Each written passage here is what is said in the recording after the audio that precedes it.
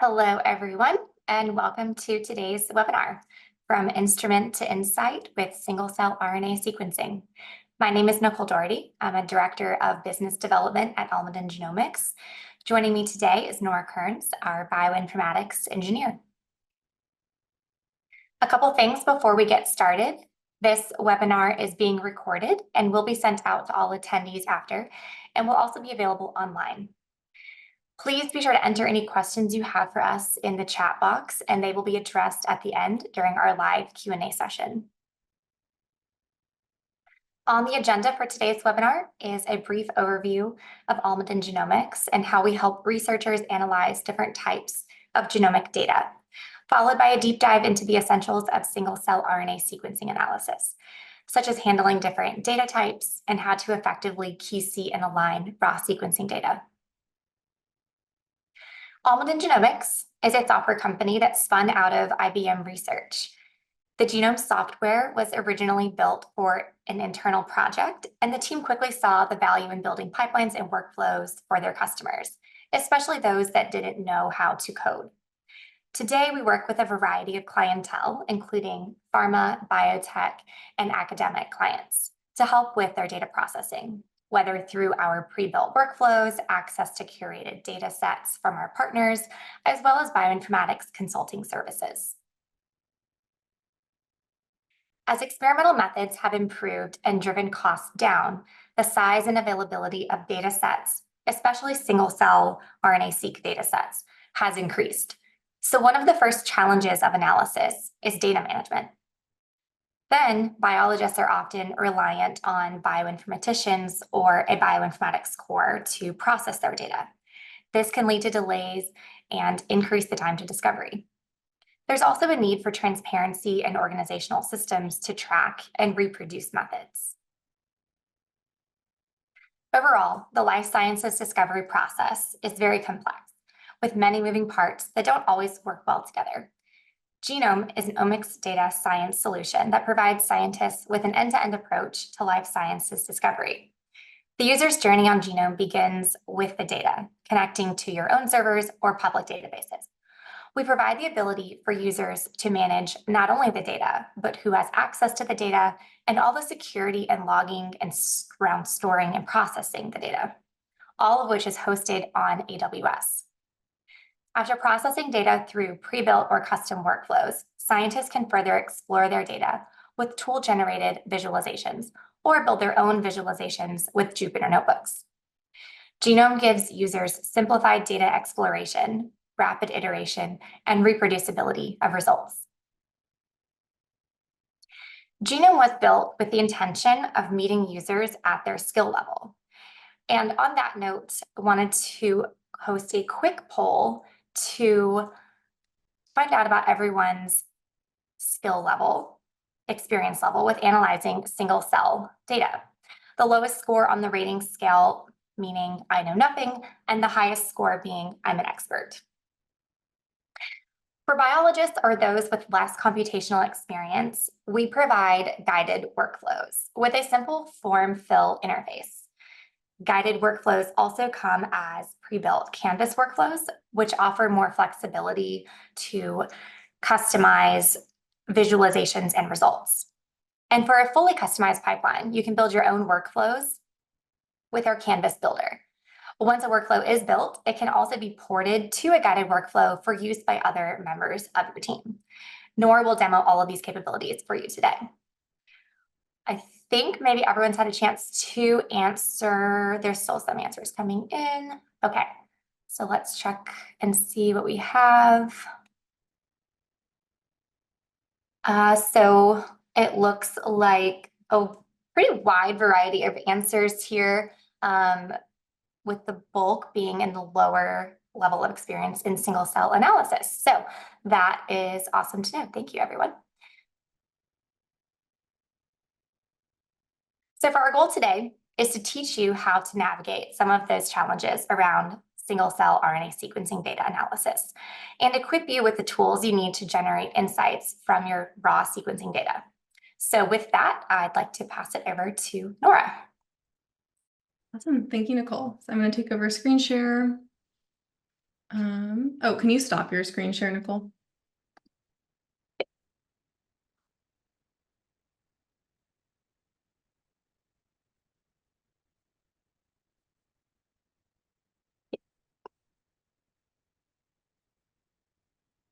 Great. Okay, and then Nicole, can you just confirm that you're seeing the right screen? Yes, good to go. Okay, yeah, so as Nicole mentioned, my name is Nora. I'm a bioinformatics engineer here at Almaden Genomics, and I specialize in the analysis of single-cell RNA-seq data. So to start off, let's just talk about why is single-cell analysis important? Why are you here in the first place learning how to analyze the data? Well, what single-cell RNA-seq allows us to do is quantify gene expression at the level of individual cells versus an entire tissue. So that's what bulk RNA-seq lets us do, is we can get an average idea of the gene expression across a tissue. But we know that every cell within a tissue is different. There are really complex relationships between cells going on within a tissue. And so being able to study individual cells is really valuable.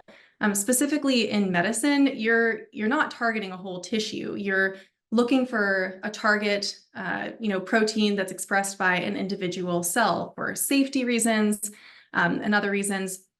So single cell is powerful because it allows us to better understand mechanism of action of disease, as well as mechanism of action for drugs, and identify actionable targets. So single cell has really expanded since its inception. I think the first single cell data set was just a few hundred cells, and now we're regularly seeing people sequence hundreds of thousands of cells just as a part of a single experiment.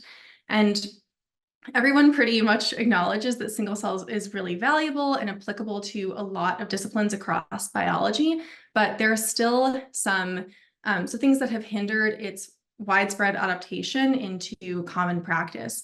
And some of those have to do with the analysis of single cell data. So for one, single cell data sets are really large and complex. You basically have hundreds of thousands of biological replicates that you're trying to sequence, which generates tons of data.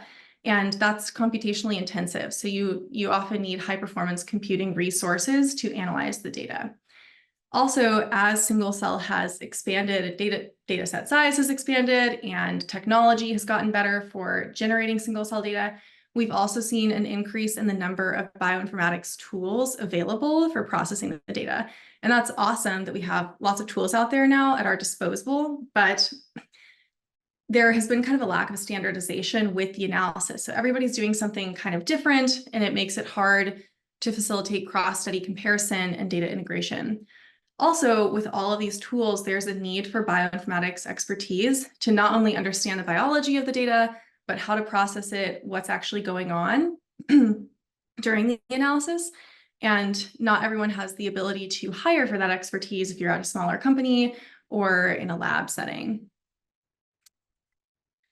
So I'm really excited actually to talk today because in addition to bioinformatics, one of my passions is teaching and science communication. And I think especially for bioinformaticians, oftentimes our job is to find the tool and figure out how to use the tool, but the tool can sometimes be a black box. And I don't like to operate that way. I like to understand what's actually going on during my analysis. So that's the goal today, is I want you to develop a framework for how to approach single cell analysis, but also understand what all of these steps are, because every analysis is different.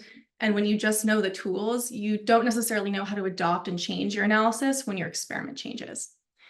So just to outline what we're going to be talking about today, we're going to do an overview of the technology, although I'm sure if you're here, you may at least have some idea of what single cell is, so we'll try to keep that brief. Then we're going to discuss single cell data formats. Later on, I'm also going to show how to pull data from these public repositories. Then we're going to do an end-to-end single-cell RNA-seq analysis, and I'm going to demo how to analyze single-cell data on genome.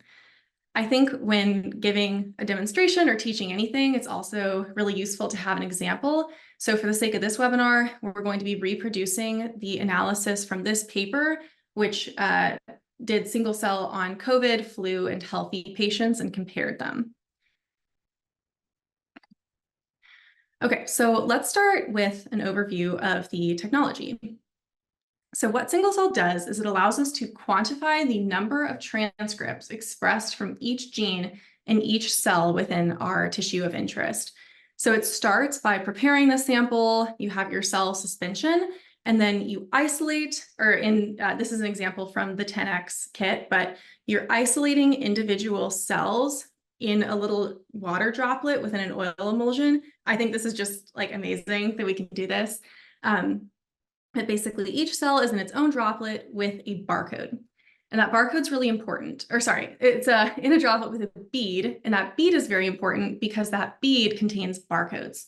So that when the cell is lysed open, the barcode binds the transcript, and now that transcript forevermore has a unique identifier on it that says, I originally came from this specific cell.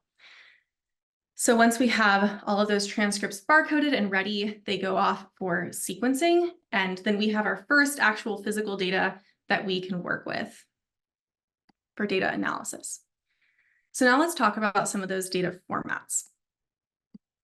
So right off the sequencer, what we get is FASTQ format. This is raw sequencing data containing the actual sequences of the transcripts. And I want to specify this example here is from the 10X 3' V3 kit. There's lots of different kits that you can use to prepare sequencing data, but generally what you're going to get is a read1 file and a read2 file, maybe an index file, but read1 and read2 are really important because read1 contains your unique cell barcode, and then read2 contains your cDNA transcript. If you're a biologist, you may know that RNA is too unstable to sequence itself, so we have to convert it to double-stranded cDNA prior to sequencing. So those cDNA transcripts are what actually gets mapped against a reference genome during a step called an alignment. So we're taking our FASTQ data and we are mapping transcript reads against genes within a genome, and we are counting up how many times we observed a transcript per gene in each cell to develop a count matrix like this one over here. So we observed gene 1 3 times in cell 1, only 2 times in cell 2.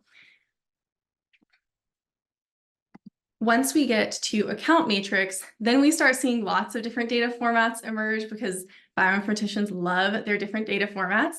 But I'm just going to go through 3 of the most standard ones today. So the first is 10X MEX. This is 3 files, a barcodes file indicating the cell, features file indicating the gene, and then the matrix with the counts. This is what is output by alignment tools like CellRanger and Star Solo, and this is typically how we see unprocessed counts data formatted. CellRanger also outputs an HDF5 format, which is a single file compressed data format. Both of these formats are compatible in different R tools like Seurat. And then lastly, we have our H5AD, which is a single file. And what I wanted to point out about an H5AD file is that it's useful for storing lots of metadata information. So you tend to see already processed data in H5AD format.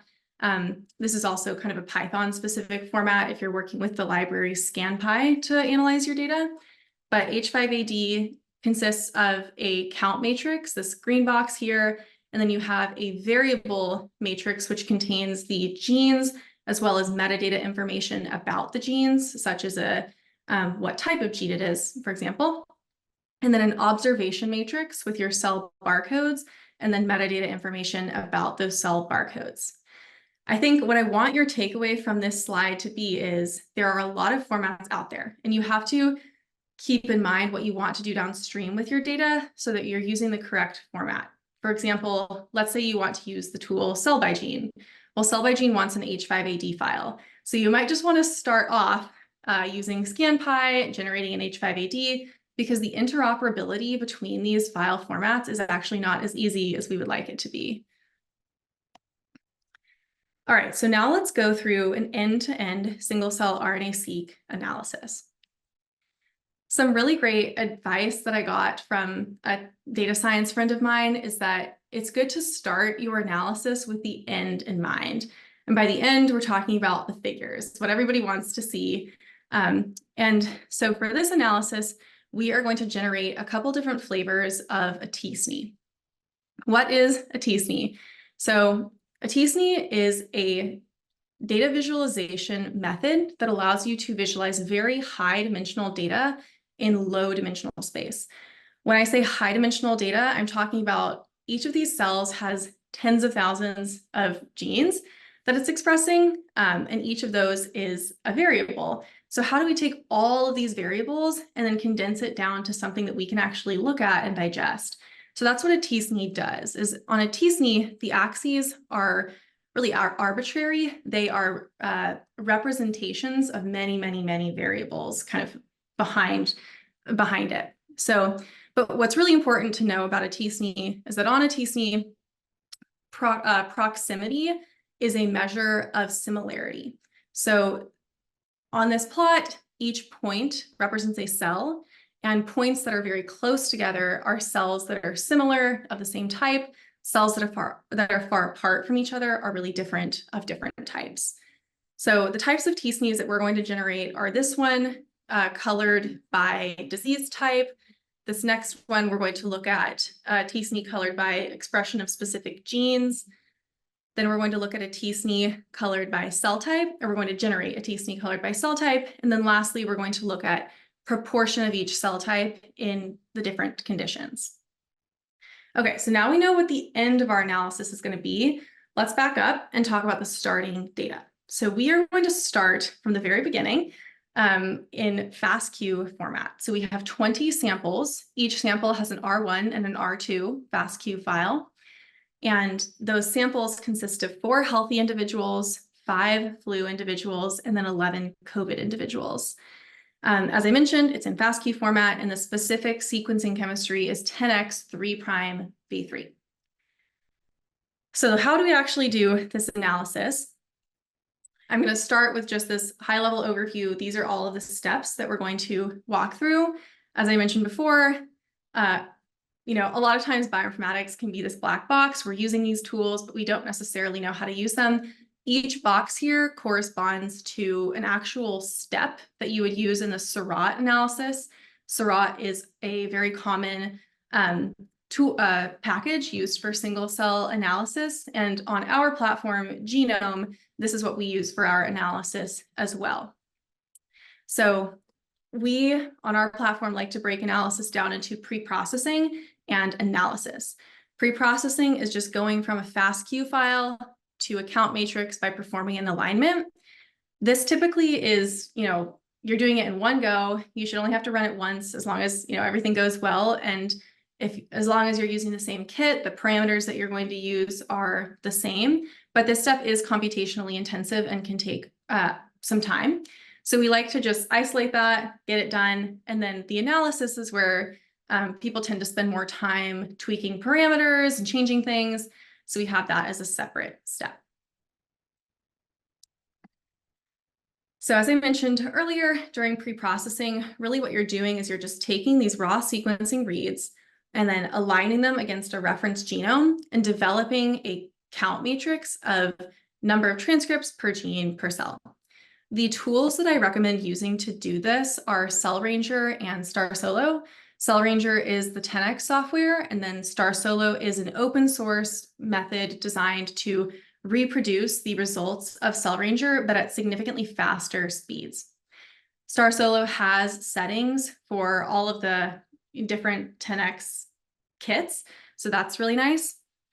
And for my bioinformatics friends, if you're thinking, what about UMI deduplication and adapter clipping? Those are both included in StarSolo, and there are specific settings depending on the kit chemistry that you're using. An adjacent step that should be going on here is FastQC. So that's quality control of your actual raw sequencing data. But I'm just specifically talking about, FastQ to t-SNE today. I don't want to spend too much time on FastQC, but always recommend doing that. So now that we have our count matrix, we are ready to start our analysis. And every analysis should begin with quality control of your counts data. So I'm going to walk you through 5 metrics that are good to look at when performing QC. The first is genes per cell. So we want to make sure that our cells are actually expressing something.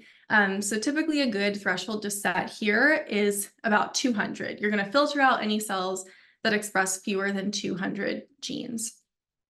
Another good metric is number of UMIs per cell, so number of unique transcripts from each gene in each cell, number of unique transcripts within each cell. And a good metric to set there is around 250 to 500. We want to see more UMIs or a higher distribution of UMIs than genes. Another interesting one is percent of mitochondrial genes per cell. So mitochondrial DNA and high volumes of mitochondrial DNA can be indicative of cell stress and cell damage, because if you remember your Bio 101, the mitochondria has its own little membrane that keeps it safe.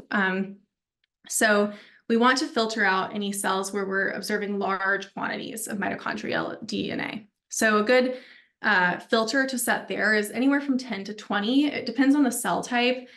With PBMCs, you can usually go up to 20. With other cell types, I'd recommend somewhere from 10 to 15. This data here looks pretty good, and I believe the authors set their threshold at 15. Lastly, or sorry, not second to last, we have complexity. So by complexity, I mean a measurement of the diversity of the transcriptome within a cell. So we want to make sure that lots of different genes are being expressed. It's not just, one single gene. So a good threshold that I would set here is around 0.8. And I think in SRA, actually the main ones that they advise you to set are just genes per cell, UMIs per cell, and mitochondrial DNA. So this is kind of going the extra mile.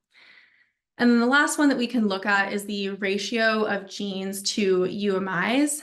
What this actually lets us do when we're looking at this plot, what we should be looking for is patterns of cell clusters. So in good high quality data, we'd see kind of a nice clean line here, but you should watch out if you see kind of different clusters breaking out just based on technical effects or technical metrics alone. It's just something to keep an eye on. Once we've performed QC, we're ready for normalization. So during normalization, what we're doing is we are dividing the feature counts per cell over the total counts per cell and then multiplying by a scale factor. What this is doing is it's accounting for the varied sequencing depth across cells. So just because of the way experimental preparation is, some cells get sequenced higher than other cells, and normalization allows us to correct for that and kind of make cells equal before we begin our analysis. Okay, so the way that I like to describe single cell, I think a good analogy for it is that it's a funnel. You're starting with a ton of high dimensional data, and you are funneling it down to something that's actually digestible and interpretable. And there's a couple different steps that we used to do that. The first one was quality control, where we just eliminated the junk. And next is fine variable features, where we can eliminate genes that don't actually tell us anything interesting about the data. So, even though cells are different, sometimes they express the same genes and they don't tell us anything about the diversity of cell types. So one of the steps we can use to pare down our data is fine variable features. The default is typically to take the 2,000 most variably expressed genes forward in your analysis and then leave the rest. Okay, so I actually just watched Game of Thrones for the first time this last weekend, and I finally understood where all the memes came from. And so I just had to include this. When I first started working with single cell data, I watched this talk from someone who was doing their PhD on batch effect correction. So yeah, batch integration, people spend entire 7-year PhDs on this, and we're super lucky that we get to benefit from the tools that they generate that make our lives easier so that we don't have to do 7-year-long PhDs on batch integration. But I'm going to walk you through some tools that you can use and also what's actually going on under the surface when we run those tools.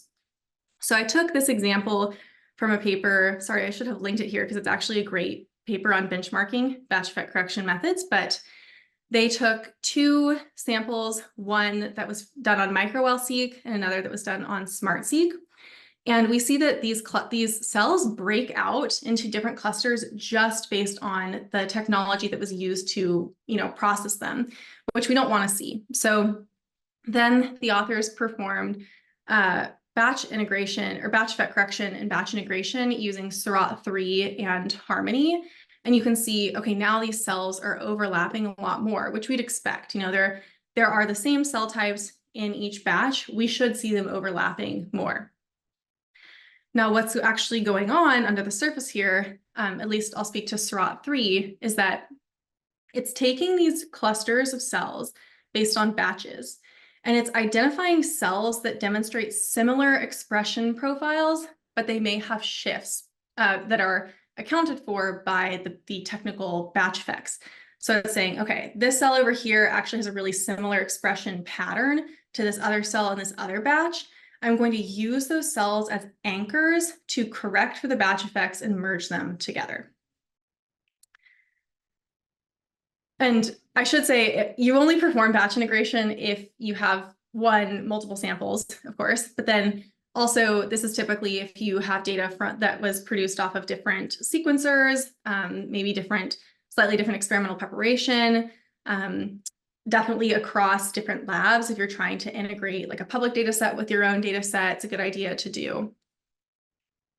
But I also recommend if you want to perform batch integration on your own data, let's say that you have one person prepping all of your samples, they're all treated the same way.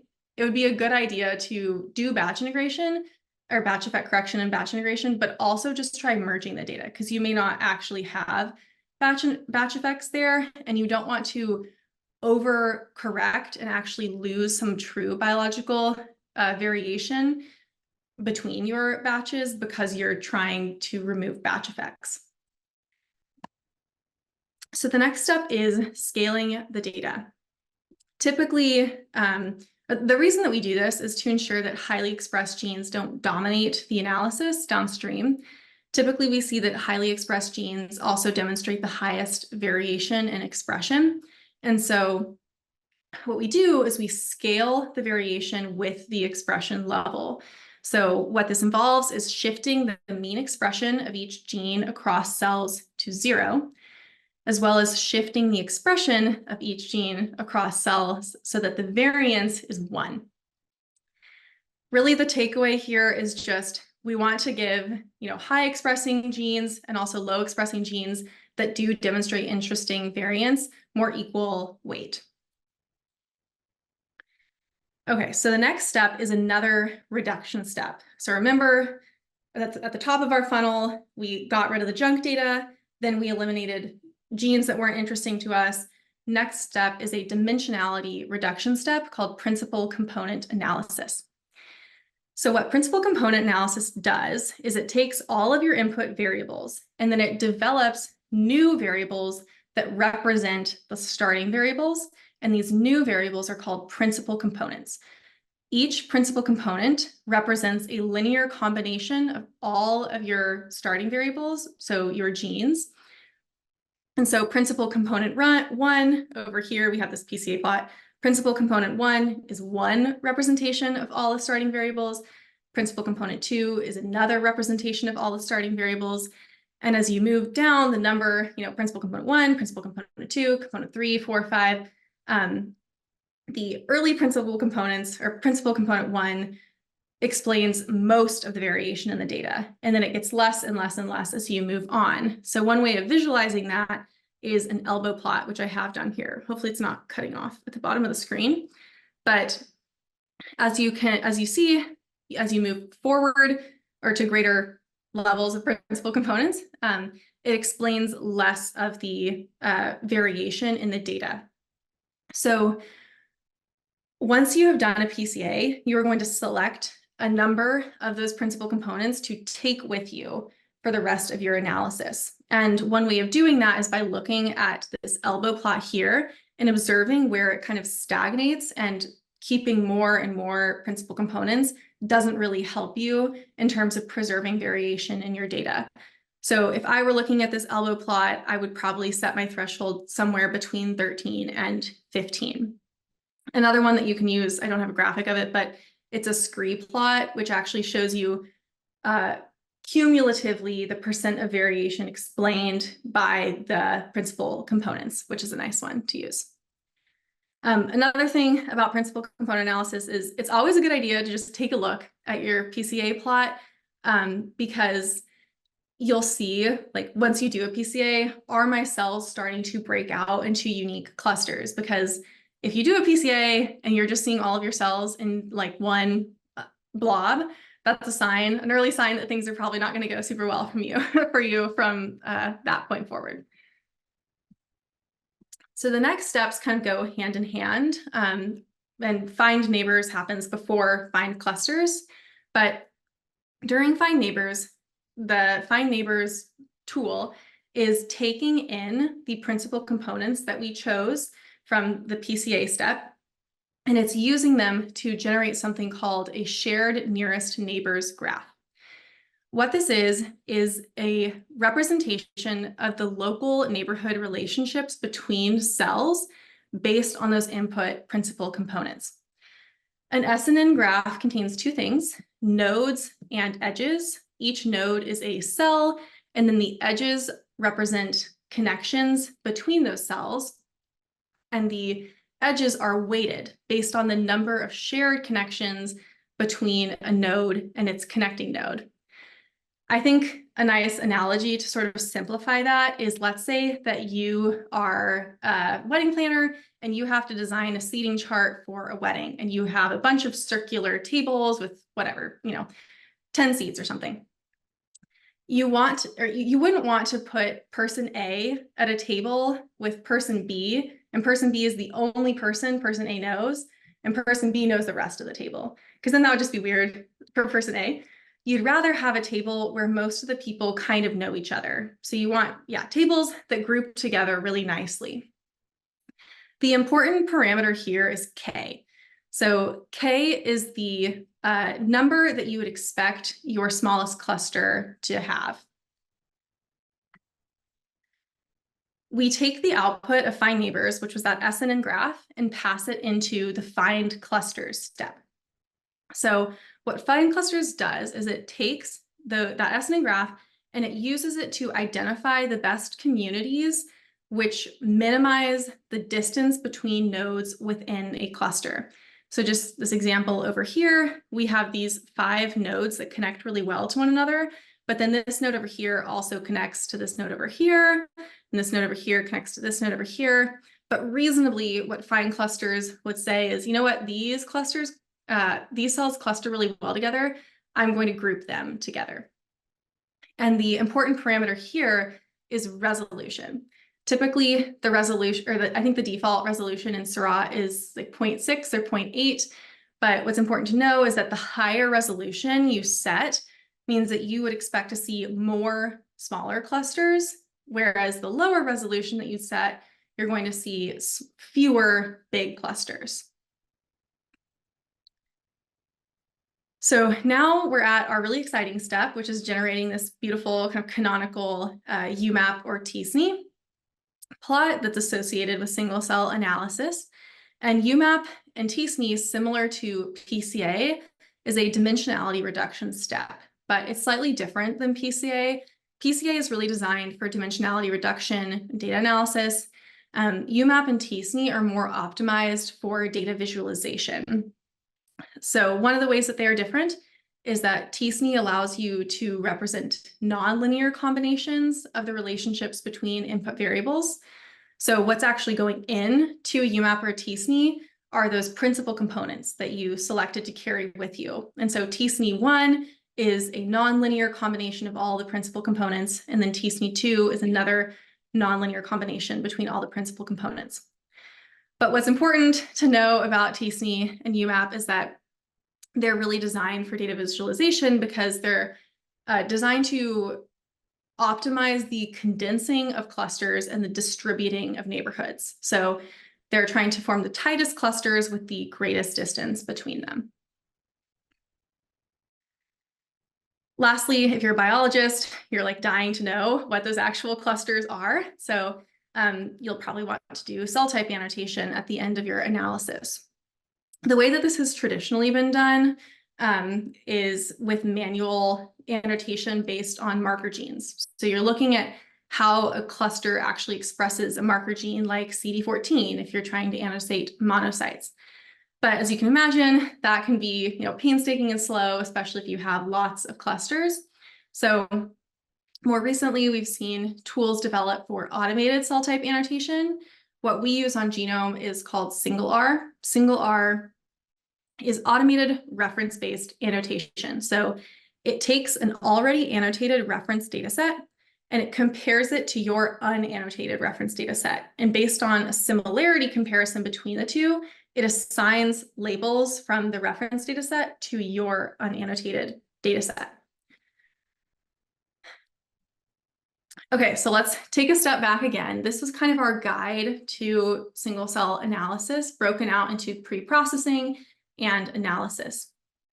One thing that I want to mention here is that I think this makes it look like it's just one clean line, but every experiment is different and you have to make choices during your analysis that are going to change the course of the analysis or how it could kind of branch off.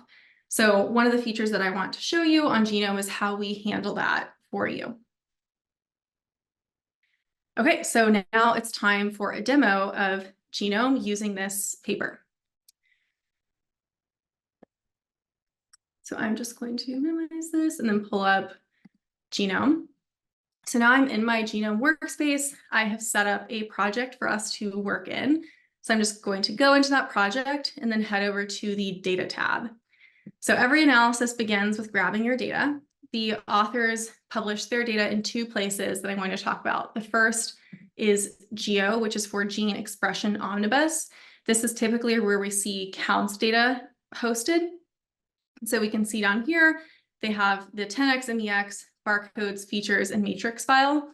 One thing that I kind of caution about if you're trying to reproduce analysis and you choose to start from the counts data is that you might not know what exactly is there in the counts data, whether it may already have some preliminary filtering done to it.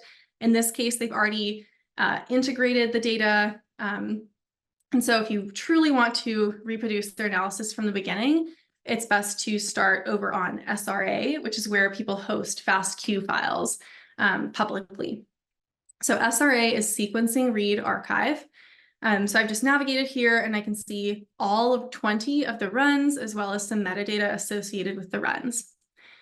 So I'm going to download this accession list and then head back over to my Genome workbench. You can see I've downloaded this many times and then go to Add and select a local file. And then I can just choose this accession list that I just downloaded and import it to my Genome workspace. So I'm going to head back over to my modules page and select this SRA import tool. Go to Edit Workflow in Builder and then grab this accession list. And I've already connected an accession list here, but you just connect it to the required input. I do briefly want to touch on what's actually going on here. So on Genome, we host a bunch of different bioinformatics tools. Some of those tools are the SRA Toolkit tools. And so by popping out this window, you can see the actual tools that are going out and fetching that data from SRA and dumping it into the Genome workspace. So then I'm going to head over to my Runs tab. And I've already run this SRA import. And then I'm going to go into Outputs. And I can see all of these FASTQ files listed here. So all of my samples, the read1 and the read2 files for me. I do want to touch on two things. One is you can see that this took 15 hours. And that's because all of these files, even in their compressed format, are 20, 30, 35 gigabytes. And the entire data set is almost a terabyte of data. So you could try to do this locally and download it on your local laptop, but I definitely would not recommend doing that. Nora, can you explain how you would pull data from GEO into Genome? Yeah, so GEO, because it's in counts data format, which is typically much smaller, what I would do there is I would just download the files in GEO format locally and then head back to the data tab and add those local files. And we have a tool that allows you to upload a folder. So I just put those files in a folder and upload it to Genome. Yeah, the reason that we have the SRA tool for sequencing data is because you would never want to download, or it'd take a very long time to download, 35 gigabyte file or a terabyte of data to your local machine and then have to push it up to Genome. Okay, so now that we have our FASTQ files, we're ready to actually start our analysis. So I'm going to head over to my guided workflows page and click Run a Guided Workflow, and then select scRNA-seq pre-processing. So this is that alignment step that we talked about earlier. You can start with FASTQ data or gene counts data. This is going to do some preliminary filtering actually. So you can start with either one. And then next week we are coming out with the ability to upload 10x MEX data to, or work with 10x MEX data in the guided workflow. So I've actually just created a small data set so that you don't have to watch me work on 20 different samples. I'm just going to go in and select that data set and then select the right sequencing chemistry. I'm working with 10x 3'V3. And then I'm going to make sure that my files are paired correctly. These sample names are not super informative to me, so I'm going to replace them with COVID-1, COVID-2, flu, oops, misspelled flu, and healthy.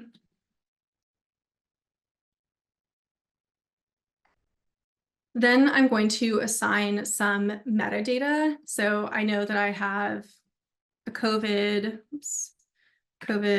mild, COVID severe, flu, and healthy. And I'm just going to assign each of these to their correct condition and then click Next. Then I'm going to select the reference genome to align my sequencing reads against. So I know that I'm starting with human data. We host the Cell Ranger human reference, as well as the mouse reference. But if you are working with a different organism, you can upload your own genome, FASTA, and genes.gtf file. And then lastly, we're going to set some optional preliminary filtering parameters. So this is eliminating cells that basically express nothing and genes that are observed nowhere. So parameter 1 is filter out features found in fewer than X number of cells. I know that the authors set this to 1. They just filtered out any genes that weren't observed in any cells. And then min features, so filter out cells that have fewer than X amount of genes. And I know that they set this to 200. Typically what you see here is 3 for min cells and 200 for min features. So then we're going to review and launch the run. I've done this cooking show style, so I already have one for us to look at. So I'm just going to head back to my guided workflows page, and then I can go into this pre-processing run and view my results. So I can see that I have my counts QC HTML report, as well as a star solo report, some multi-QC information. So I'm going to dive into what those results look like, if I can get this Zoom window to disappear. Okay, so here's our first star solo report. This is just some information about the alignment itself. Let's see if I can get this pesky Zoom bar away. Okay, and then our next report is our counts QC report that shows us the number. And again, I just did 4 samples here, but the number of cells observed in each sample, the distribution of genes per cell, all of these nice QC graphics that I spoke about earlier. So once we have done our pre-processing, we're ready to get into the true analysis portion of things.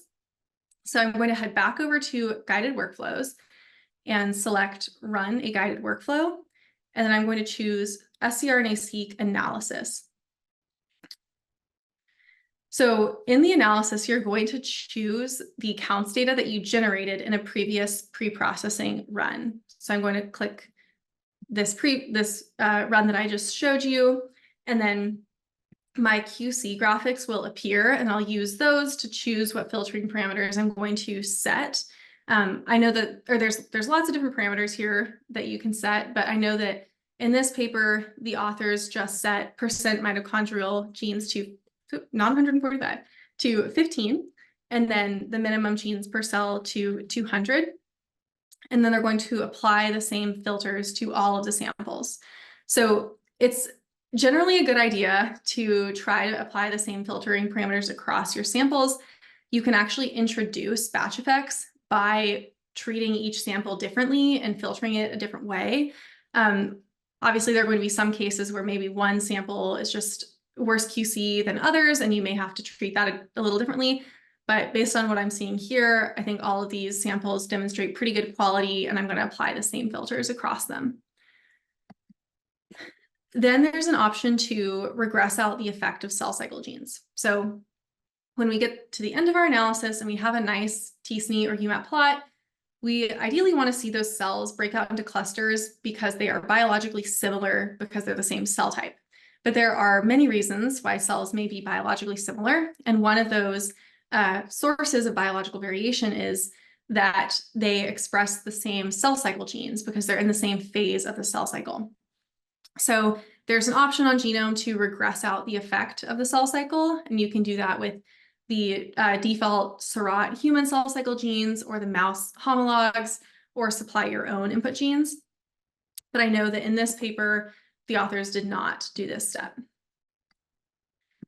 Then you can choose to perform integration and batch effect correction, which we talked about earlier.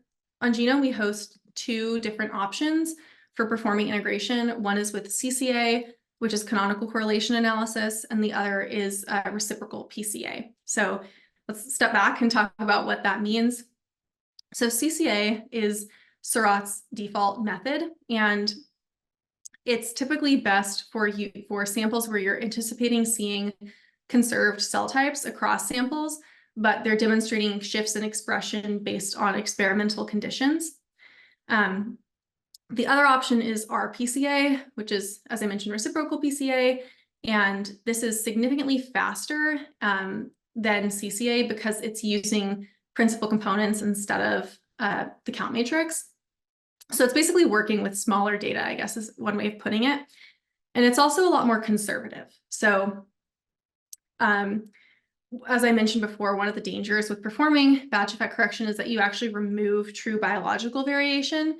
So rPCA is more conservative and less likely to do that. The authors in this paper used CCA integration, so that's what I'm going to choose. And then lastly, we are going to choose to perform cell type annotation. So I know that the authors of this paper did manual annotation with marker genes, but I'm going to use Genome's tool, which is automated cell type annotation with single R against a reference data set. And I actually tried two different ones, but for this, I'll select the database of immune cell expression data as my reference. So I'm going to select or review and then launch my run.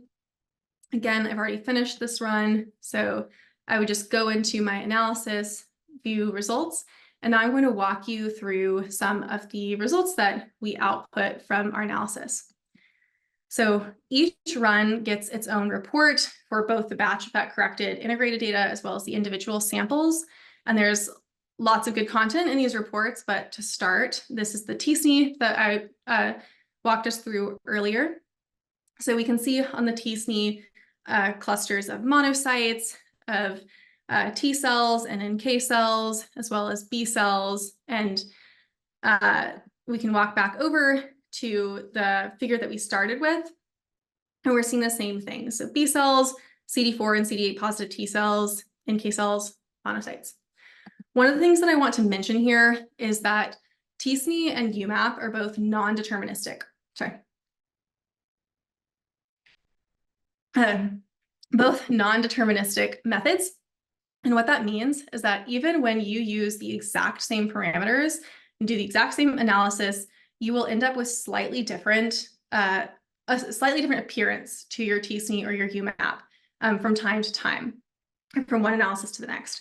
And that's because there's kind of an element of randomness there. And unless you are within one single session and you set a seed, you're going to see that across your t-SNEs. So a good way to measure if you're basically reproducing the exact same thing from time to time isn't if your t-SNE looks the exact same, it's if you're seeing similar kind of groupings of cells, like proximity. So you're seeing, the monocytes break out, and you're seeing the T cells and the NK cells break out, similar proximity between clusters, and things like that.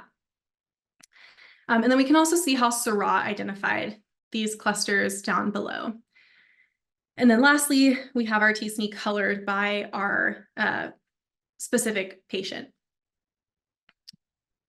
The next one that we wanted to reproduce was this distribution of cell counts. So we have them here by patient as well as condition. And so we can look here and see the proportion of different cells within each patient. And one of the insights from the paper was that COVID and flu patients, specifically severe COVID patients, tend to demonstrate a higher proportion of monocytes in their cell population, their PBMC population, than in normal, which we're seeing here. So in normal, with five patients, it's about 30%, flu, it's about 52%, COVID severe, 43%. So kind of confirming the analysis that we saw in the paper. And the last one I wanted to talk about is interactive gene visualization. So we can go in and look at some of those marker genes that are interesting to us. This is CD14, which we tend to see associated with monocytes. We can go to this drop down and select another one, look at CCR7, for example. I think this is associated with B cells. So yeah, just kind of a nice way to sanity check your cell types. This, as I mentioned earlier, has also traditionally been used to perform cell type annotation. So that's kind of the overview of the guided workflows and what they produce.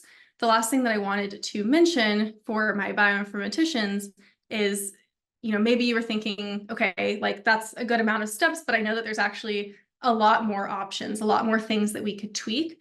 And we know that too. So what you can do is go into the Canvas version of the workflow. So this is our Canvas plug and play. And then you can pop out to the complete workflow and see exactly what steps are going on under the surface. And each step is represented as a tile. So we have a filtering tile, we have that normalization step, the find variable feature step. So all those steps that I talked about earlier in our analysis overview. So if you do want to go in and tweak something, let's say that you want to go over to find neighbors or find clusters and tweak K or the resolution, you can do that. And then those changes will propagate to the guided workflow in the future within that project space. Okay, let me go back to my deck. Go.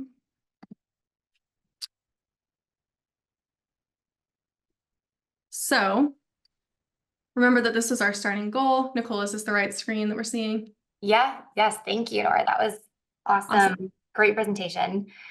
We did receive several questions, so we'll address as many as we have time for. So we can just jump right in. The first question that came up, is there a reason to use SRA over ScanPy, or are there situational reasons to use one over the other? Yeah, that's a great question. So I personally prefer SRA. SRA is R-based. I know some people don't like R, which is the main reason to use ScanPy. But yeah, SRA is R-based. I think a lot of the single cell community is just R-based, I think because of that, like Monocle, Garnet, there are lots of R tools for single cell analysis. I also think that if you're starting out, the SRA vignettes, there's a lot of great SRA vignettes about how to do different portions of the analysis that are super helpful. And I personally just find their documentation to be a bit better than ScanPy. So that's my personal preference. But yeah, one of the things I mentioned earlier is with data formats. So ScanPy uses and data objects as opposed to SRA, which uses a SRA object. That's an R data object. So if you're working with tools downstream that require an H5AD file as input, it might be a good idea to kind of start in ScanPy and use that. Awesome. Next question, how do you decide how many principal components to use? Yeah, so I think I had a slide earlier. Let me see, let me go through this. Sorry, so many slides. Here we go. Okay, so I kind of mentioned like the elbow plot and the scree plot earlier, but a good metric is to try to keep the number of principal components which preserve 90 to 95% of the variation in the data. So again, if I was looking at this elbow plot, I would basically choose the number of principal components on this x-axis where it starts to level off. So in this plot, if I follow it down, I can see that it starts to level off somewhere between 12 and 15. So I would probably, it's a good idea to err on the high end. So if you're between 12 and 15, take 15. I think one of the insights from the SRA, maybe one of like the SRA paper or the SRA documentation is that, yeah, one, you want to err on the side of keeping principal components as opposed to getting rid of them. And then it actually doesn't change your outcome. Like, let's say if you did 15 or 16 principal components, your t-SNE is probably not going to look super different in the end, as long as you have enough principal components to start with. Awesome. Let's see, what is the difference between finding clusters and UMAP? Yeah, so that's a good question as well. Finding clusters is for assigning the cells to actual clusters, and it's using those that SNN graph that we talked about earlier to identify those clusters. So that's really a data analysis tool. And then UMAP and t-SNE are data visualization tools. Okay, awesome. I think we might have time for one more. Let's see, when you use automated annotation, how do you know annotations are correct? Yeah, so let me pull up another graphic that I think is good for this. So let's see, escape. I'm just gonna pull this from my downloads. I think I have one up here. So, okay, here we go. Sorry. Okay, can you see the image that I have on the screen? Yes. Awesome. Okay, so the specific tool that we use is called scR, and when you do annotation with scR, it generates this nice annotation score heat map. And on this heat map, you can see the actual labels that were assigned to the cells. And then the color on the heat map indicates the confidence that a cell was a certain cell type. So for example, this label here is NK cells. And we were pretty confident that these cells were NK cells, but if basically each line down the x-axis of this plot is a cell, and then the other potential cell types that could have been assigned to it. So with NK cells, pretty confident it was an NK cell, but it could have also been a T cell. And we kind of expect that because NK cells and T cells demonstrate similar characteristics. But let's say so I would look at this plot and I would say, you know what, I'm fairly confident that these annotations are good. If I looked at this plot and it was just like a sea of green, I would think, okay, this probably wasn't a good reference data set to use. It's not very confident that the annotations are what it assigned it to be. Let's try a different one or try manual annotation. Awesome. Awesome. Thank you so much, Nora, for going over all of that. We do have several more questions and we are out of time. So if your question wasn't answered, we will follow up with you directly. And then, of course, happy to have a more in-depth conversation if a simple email doesn't answer your question all the way. So thank you all so much for joining us today. And thank you again, Nora, for that wonderful presentation. And we look forward to speaking with some of you soon. Thanks, everyone. Bye.